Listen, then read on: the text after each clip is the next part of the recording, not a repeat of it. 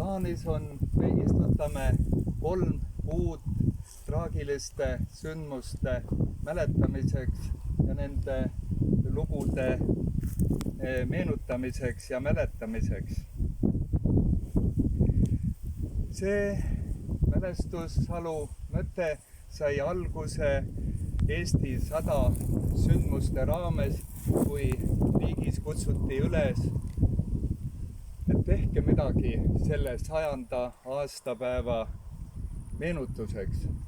Ja siis sündiski see mõte, vaadates, mida mujal Eestis tehakse ja ka Saaremaal, et kõik on sellised kas tähtsatele inimestele või tähtsatele kohtadele, aga täiesti oli ära unustatud meie tavalised inimesed, need, kes iga päev töötavad, muretsevad oma elu pärast, kasvatavad lapsi, hoiavad peret üleval, et nende kohta ei ole nagu midagi Eesti 100.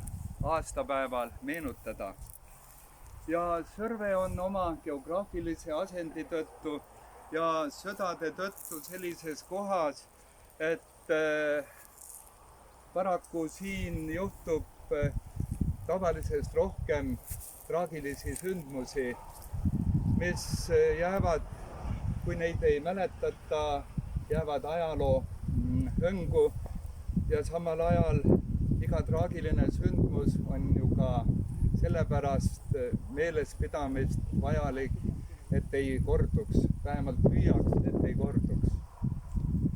Ja põhimõte sellel mälestussalul ongi tähistada need traagilised sündmused, kus nendel sündmustel osalejad on jäänud teadmata kadunuks. Me teame rannarahvana, saarerahvana, et ka tavaline elu võtab teinekord meie hulgast inimesi, mehi, naisi, kes koju ei tule ja kelle hauakohta ei ole kusagilt leida ega teada. Nii on näiteks Sõrves dateeritud esimene suurem traagiline sündmus 1625 aastat, kui Rootsi sõjalaevastiku 5 laeva siin Sõrve meres jäi teadmata kadunuks koos meeskonna ja sõduritega. Meri ei andnud ühtegi inimest välja. Nende haud on meres. Siis möödunud sajandi alguses sõrulased teavad see õnnetu juhtum, kui suvel Uramaal karjas olnud lapsed hakkasid vastu sügistormi kodusse tulema ja suur osa nendest lastest maad jäi teadmata kadunuks koos lastega. Ja on olnud selliseid äkilisi suurtorme Sõrve meres, kus mehed on merel võrku nõudmas või laevad sõitmas ja torm nõuab siis oma ohvrit, mida meri kõiki iga kord välja ei anna.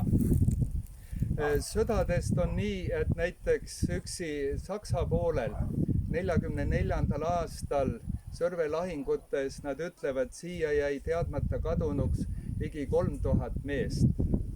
Ligi 3000 meest teadmata kadunud ainult Sõrvemaa pinnal. Nendel kõigil olid ju emad, õed, vennad.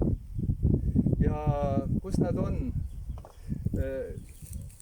Minu praktikas on küllalt juhtumeid, kus tulevadki teadmata kadunute lapsed, lapselapsed otsima, kuulama, et kus võib nende isa või vanaisa olla. Ja see viis ka sellele mõttele, et rajame koos sellise mälestussalu siia, kuhu saavad tulla siis need inimesed, kelle lähedased, kelle armsad on teadmata kadunutena, mitte ainult Saaremaal, Eestis, vaid maailmas laiali, et oleks koht, kuhu tulla, mõtiskleda ja võib-olla siis oma hinges ka rahu leida. Ja täna siis istutame 3 puud. Meil on auväärsed kuninglikud majesteedid kohal, Eesti 3 kuningat, Turgu kuningas Kristjan I, järjekorras Mulgi vanem, meie keeles kuningas Kalle ja seto kuninganna praegu Angelika. Pärast ma kutsun nad siia ette. Nemad istutavad siis nii-öelda kuninga tamme. Selle tamme lugu on selline, et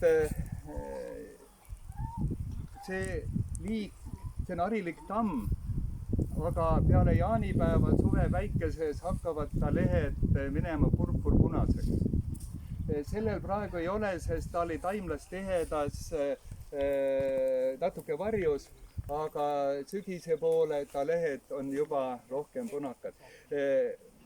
Selle loodusliku vormi leidsid paraku lätlased Kuramaa lähedalt, Liivimaalt ja nad on väga uhked selle liigi, selle tamme vormi, hariliku tamme vormi üle.